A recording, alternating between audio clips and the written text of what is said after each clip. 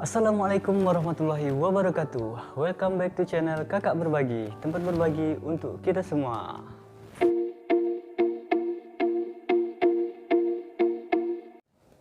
Alhamdulillahirrabbilalamin. Allahumma sholli ala Sayyidina Muhammad wa ala ali Sayyidina Muhammad.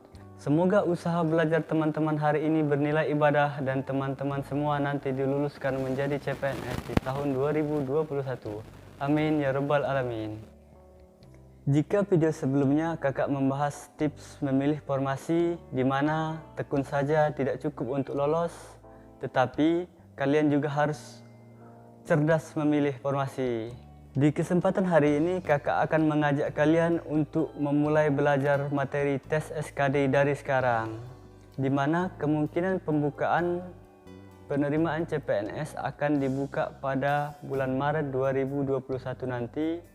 Jadi masih ada sekitar waktu 4 bulan lagi dari sekarang. Untuk teman-teman yang bekerja ataupun tidak mempunyai waktu dan biaya untuk ikut bimbel CPNS, sebaiknya teman-teman harus pintar mencari waktu untuk belajar sendiri. Dulu kakak membuat jadwal belajar sendiri, misalkan di minggu ini khusus untuk materi TWK saja, di mana setiap harinya kakak pecah materi itu menjadi beberapa bagian. Misal, untuk hari Senin materi tentang Pancasila, untuk hari Selasa tentang Undang-Undang Dasar, hari Rabu Bhinneka Tunggal Ika, dan seterusnya. Nah, rencana kakak akan membantu kalian dengan membuat video dengan terjadwal seperti itu. Nanti videonya akan kakak bagi menjadi beberapa bagian.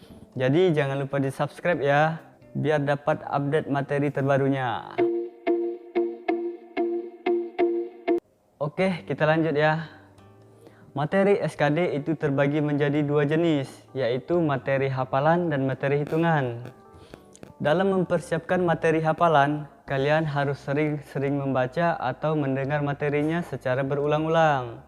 Sementara untuk materi matematika atau hitung-hitungan, kalian harus sering-sering latihan soal. Sekarang kita membahas materi tipe hafalan, yaitu pada subtes TWK atau tes wawasan kebangsaan. Sesuai kisi-kisi Permenpan RB nomor 23 tahun 2019 kemarin, materi tentang pilar negara itu terbagi menjadi 4 teman-teman, yaitu Pancasila, UUD 1945, NKRI, dan Bhinneka Tunggal Ika. Pada kesempatan kali ini kita akan membahas materi tentang Pancasila. Kata atau istilah Pancasila berasal dari bahasa Sanskerta, yaitu panca yang berarti 5 dan sila yang berarti dasar atau asas. Secara harfiah, Pancasila itu diartikan sebagai dasar yang memiliki 5 unsur. Pancasila merupakan istilah yang dipopulerkan oleh Insinyur Soekarno dalam pidatonya di sidang BPUPKI pada tanggal 1 Juni 1945, yang selanjutnya ditetapkan sebagai hari lahirnya Pancasila. Perumusan konseptualisasi Pancasila dimulai pada masa persidangan pertama BPUPKI, yaitu pada tanggal 29 Mei sampai dengan 1 Juni 1945. Dari kronik sejarah, setidaknya ada beberapa rumusan Pancasila yang telah atau pernah muncul. Rumusan Pancasila yang satu dengan yang lainnya ada yang berbeda, namun ada pula yang sama. Rumusan pertama oleh Mr. Muhammad Yamin. Pada sesi pertama persidangan BPUPKI yang dilaksanakan pada tanggal 29 Mei sampai dengan 1 Juni 1945, beberapa anggota BPUPKI diminta untuk menyampaikan usulan mengenai bahan-bahan konstitusi dan rancangan blueprint NKRI yang akan didirikan. Pada tanggal 29 Mei tahun 1945, Muhammad Yamin menyampaikan usul dasar negara di hadapan sidang pleno BPUPKI baik dalam pidato maupun secara tertulis yang disampaikan kepada BPUPKI. Dalam presentasi lisan, Muhammad Yamin mengemukakan 5 calon dasar negara, yaitu yang pertama, pri kebangsaan, 2, pri kemanusiaan, 3, pri ketuhanan, 4, pri kerakyatan, dan kelima, kesejahteraan rakyat. Selain usulan lisan, Muhammad Yamin tercatat menyampaikan usulan tertulis mengenai rancangan dasar negara.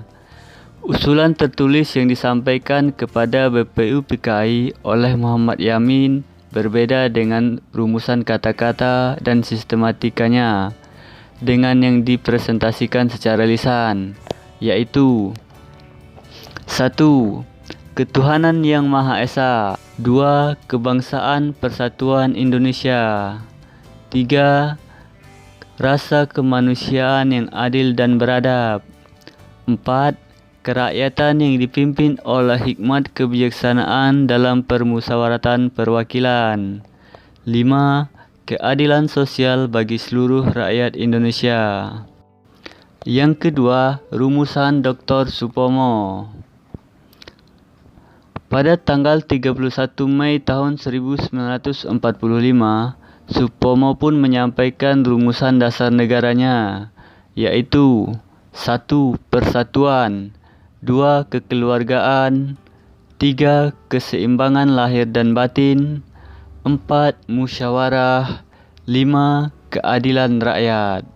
Kemudian, yang ketiga, rumusan menurut Insinyur Soekarno. Selain Muhammad Yamin dan Supomo, beberapa anggota BPUPKI juga menyampaikan usul dasar negara. Di antaranya adalah Soekarno. Usul ini disampaikan pada tanggal 1 Juni tahun 1945 yang kemudian dikenal sebagai Hari Lahir Pancasila. Usul Soekarno sebenarnya tidak hanya satu, melainkan 3 buah usulan calon dasar negara, yaitu 5 prinsip, 3 prinsip, dan 1 prinsip. Soekarno pula lah yang mengemukakan dan menggunakan istilah Pancasila pada rumusan ini atas saran seorang ahli bahasa, yaitu Muhammad Yamin yang duduk di sebelah Soekarno. Oleh karena itu, rumusan Soekarno tersebut disebut dengan Pancasila, Trisila, dan Ekasila. Yang pertama, rumusan Pancasila, yaitu 1. Kebangsaan Indonesia atau nasionalisme. Yang kedua, internasionalisme atau pri kemanusiaan. 3. Mufakat atau demokrasi. 4. Kesejahteraan sosial. Dan 5. Ketuhanan. Kemudian, rumusan Trisila yaitu 1. Sosionasionalisme, 2. Sosiodemokratis, dan ketiga, ketuhanan. Sementara rumusan Ekasila yaitu gotong royong. Kemudian rumusan keempat yaitu Piagam Jakarta. Usulan-usulan blueprint negara Indonesia telah dikemukakan oleh anggota-anggota BPUPKI pada sesi pertama yang berakhir pada tanggal 1 Juni tahun 1945. Selama reses antara 2 Juni sampai dengan 9 Juli tahun 1945, 9 orang anggota BPUPKI ditunjuk sebagai panitia kecil yang bertugas untuk menampung dan menyelaraskan usul-usul anggota BPUPKI yang masuk. Pada tanggal 22 Juni 1945, panitia kecil tersebut mengadakan pertemuan dengan 38 anggota BPUPKI dalam rapat informal. Rapat tersebut telah memutuskan membentuk suatu panitia kecil berbeda, kemudian dikenal dengan sebutan Panitia 9.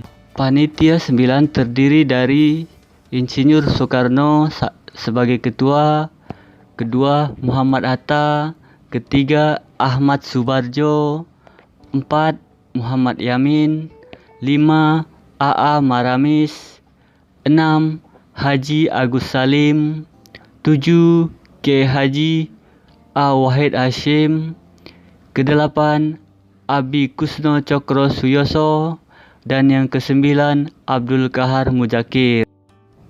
Kemudian, persetujuan yang dilakukan oleh Panitia 9 tercantum dalam sebuah dokumen rancangan pembukaan hukum dasar. Dokumen ini pula yang disebut dengan Piagam Jakarta oleh Muhammad Yamin. Rumusan ini merupakan rumusan pertama sebagai hasil kesepakatan para pendiri bangsa, yang terdiri dari 1. Ketuhanan dengan kewajiban menjalankan syariat Islam bagi pemeluk-pemeluknya. 2. Kemanusiaan yang adil dan beradab. 3. Persatuan Indonesia. 4. Kerakyatan yang dipimpin oleh hikmat kebijaksanaan dalam permusyawaratan perwakilan. 5. Keadilan sosial bagi seluruh rakyat Indonesia.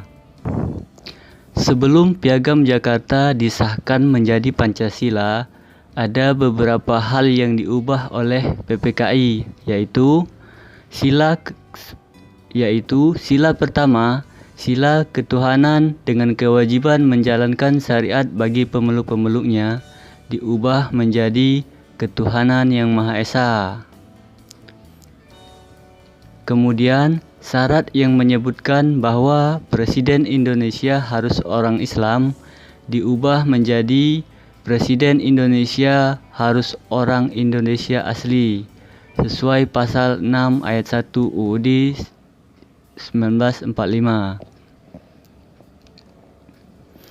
Fase pengesahan dilakukan pada tanggal 18 Agustus 1945 oleh PPKI yang menghasilkan rumusan final Pancasila yang mengikat secara konstitusional dalam kehidupan bernegara.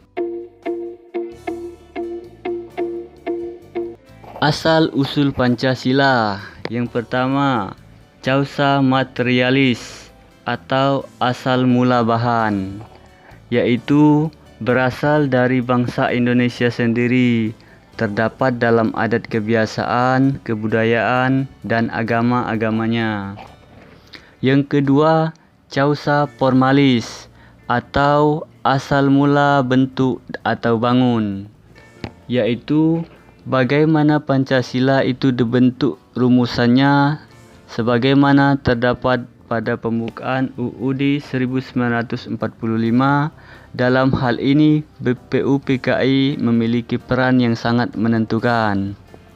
Yang ketiga, causa efisien atau asal mula karya, yaitu asal mula yang meningkatkan Pancasila dari calon dasar negara menjadi Pancasila yang syah sebagai dasar negara. Asal mula karya ini dalam hal ini adalah PPKI. Kedudukan Pancasila. Kedudukan Pancasila sebagai dasar negara atau falsafah negara, yang berarti sebagai dasar dalam mengatur pemerintahan negara dan penyelenggaraan negara.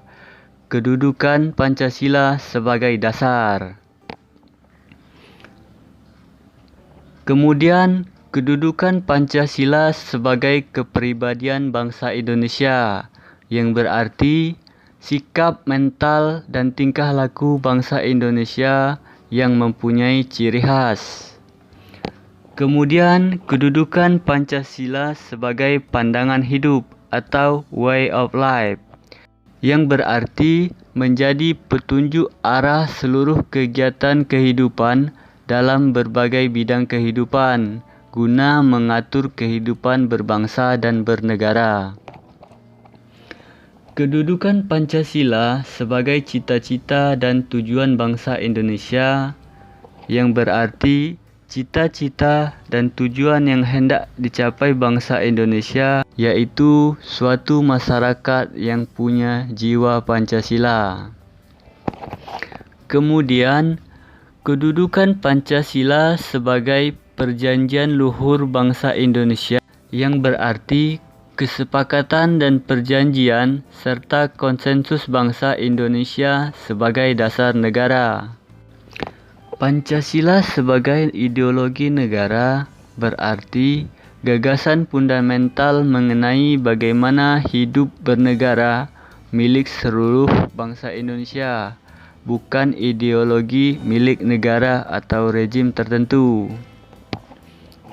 Pancasila sebagai sumber dari segala sumber hukum berarti Pancasila merupakan asal, tempat setiap pembentuk hukum di Indonesia mengambil atau menimba unsur-unsur yang diperlukan untuk tugasnya itu, dan mempunyai tempat untuk menemukan ketentuan-ketentuan yang akan menjadi sisi dari peraturan hukum yang akan dibuat. Pancasila sebagai jiwa bangsa Indonesia yang berarti lahirnya Pancasila bersamaan dengan adanya bangsa Indonesia.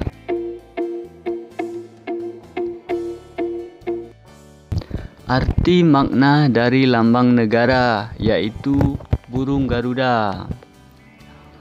Warna kuning emas mempunyai makna bangsa yang besar dan berjiwa sejati. Kepala burung Garuda yang menoleh ke kanan yang bermakna dianggap arah yang baik, yang berarti melambangkan dinamika dan semangat untuk menjunjung tinggi nama baik bangsa dan negara. Jumlah bulu pada burung Garuda melambangkan Hari Proklamasi Kemerdekaan Indonesia, yaitu 17 Agustus tahun 1945, antara lain. Jumlah bulu pada masing-masing sayap berjumlah 17 buah. Jumlah bulu pada ekor berjumlah 8. Jumlah bulu di bawah perisai atau pangkal ekor berjumlah 19. Dan jumlah bulu pada leher berjumlah 45. Bhinneka Tunggal Ika yang berarti berbeda-beda tetapi tetap satu jua.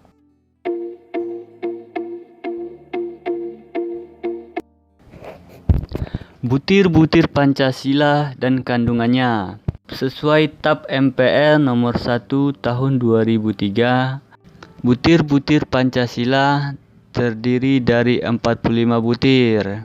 Sila pertama yaitu ketuhanan yang Maha Esa terdiri dari 1. Bangsa Indonesia menyatakan kepercayaannya dan ketakwaannya kepada Tuhan Yang Maha Esa. 2. Manusia Indonesia percaya dan takwa terhadap Tuhan Yang Maha Esa, sesuai dengan agama dan kepercayaannya masing-masing menurut dasar kemanusiaan yang adil dan beradab. 3. Mengembangkan sikap hormat menghormati dan bekerja sama antara pemeluk agama dengan penganut kepercayaan yang berbeda-beda terhadap Tuhan Yang Maha Esa. 4. Membina kerukunan hidup di antara sesama umat beragama dan kepercayaan terhadap Tuhan Yang Maha Esa.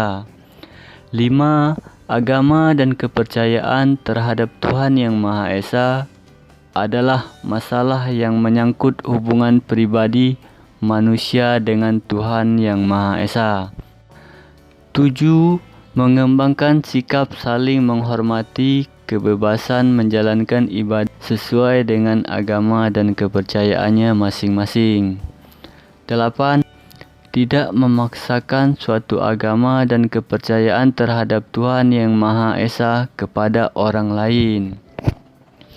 Contoh pengamalan sila yang pertama adalah memeluk satu agama dan menjalani kehidupan sesuai dengan norma-norma agama tanpa memandang rendah pemeluk agama lain. Contoh yang kedua adalah tidak melakukan penistaan dari suatu agama, seperti melakukan pembakaran rumah ibadah atau bentuk pelecehan lainnya, karena hal ini tidak menunjukkan dasar kemanusiaan yang adil dan beradab. Kemudian butir-butir Pancasila pada sila kedua, yaitu kemanusiaan yang adil dan beradab, di mana terdiri dari 10 butir. 1. Mengakui dan memperlakukan manusia sesuai dengan harkat dan martabatnya sebagai makhluk Tuhan Yang Maha Esa. 2. Mengakui persamaan derajat, persamaan hak dan kewajiban setiap manusia tanpa membeda-bedakan suku, keturunan, agama, kepercayaan, jenis kelamin, kedudukan sosial, warna kulit, dan sebagainya. 3. Mengembangkan sikap saling mencintai sesama manusia. 4. Mengembangkan sikap saling tenggang rasa dan tepas selera. 5. Mengembangkan sikap tidak semena-mena terhadap orang lain. 6. Menjunjung tinggi nilai-nilai kemanusiaan. 7. Gemar melakukan kegiatan kemanusiaan. 8. Berani membela kebenaran dan keadilan. 9. Bangsa Indonesia merasa dirinya sebagai bagian dari seluruh umat manusia. Dan 10. Mengembangkan sikap hormat, menghormati, dan bekerja sama dengan bangsa lain. Contoh pengamalan sila yang kedua adalah menentang keras human trafficking atau perdagangan manusia. Contoh lainnya adalah setiap orang memiliki peluang yang sama untuk menjadi PNS atau jenjang karirnya setelah PNS tanpa memandang suku, agama, ras, atau yang lainnya, melainkan dengan kinerja dari tiap individu. Kemudian butir-butir Pancasila pada sila ketiga, yaitu Persatuan Indonesia, terdiri dari 7 butir. 1. Mampu menempatkan persatuan, kesatuan, serta kepentingan dan keselamatan bangsa dan negara sebagai kepentingan bersama di atas kepentingan pribadi atau dan golongan. 2. Sanggup dan rela berkorban untuk kepentingan negara dan bangsa apabila diperlukan.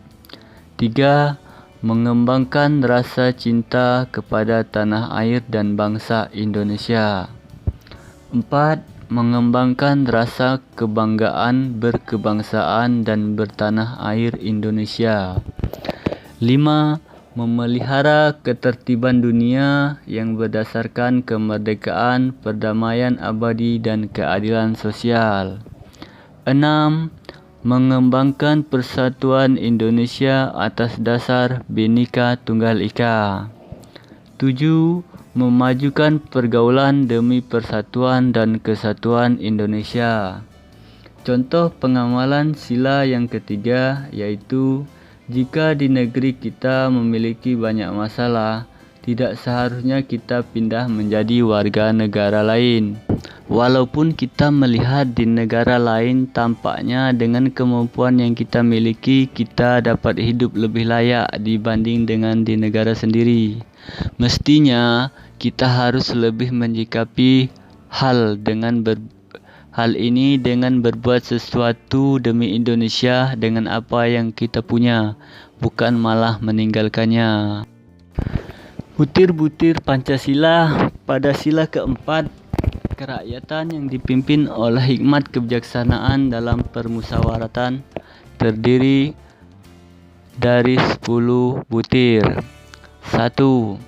Sebagai warga negara dan warga masyarakat, setiap manusia Indonesia mempunyai kedudukan, hak, dan kewajiban yang sama. 2.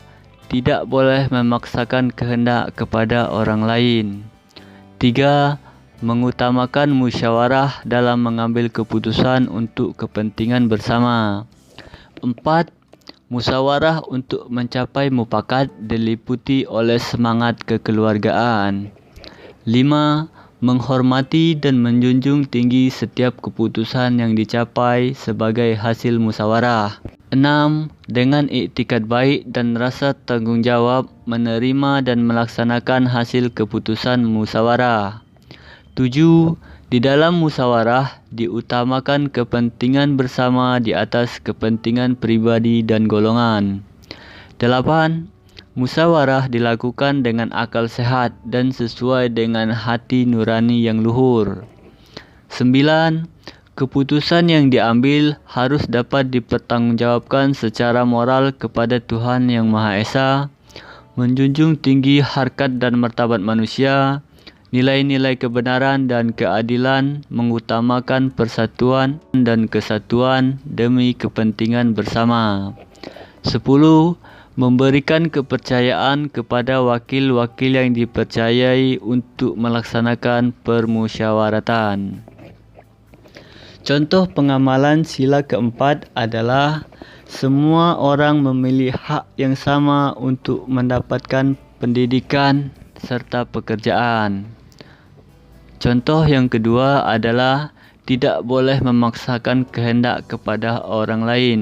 Hal ini bisa dilakukan dengan tidak melakukan suap untuk terpenuhinya kehendak diri sendiri. Contoh lainnya adalah mengutamakan musyawarah dalam mengambil keputusan untuk kepentingan bersama.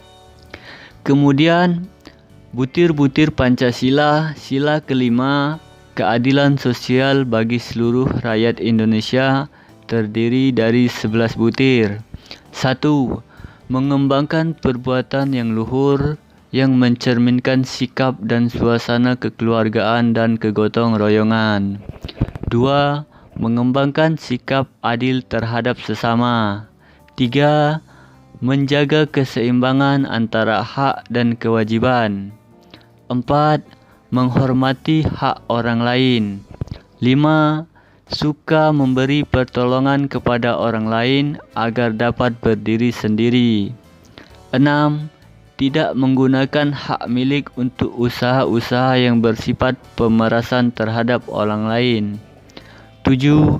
Tidak menggunakan hak milik untuk hal-hal yang bersifat pemborosan dan gaya hidup mewah. 8. Tidak menggunakan hak milik untuk bertentangan dengan atau merugikan kepentingan umum. 9. Suka bekerja keras. 10. Suka menghargai hasil karya orang lain yang bermanfaat bagi kemajuan dan kesejahteraan bersama. Dan 11. Suka melakukan kegiatan dalam rangka mewujudkan kemajuan yang merata dan berkeadilan sosial.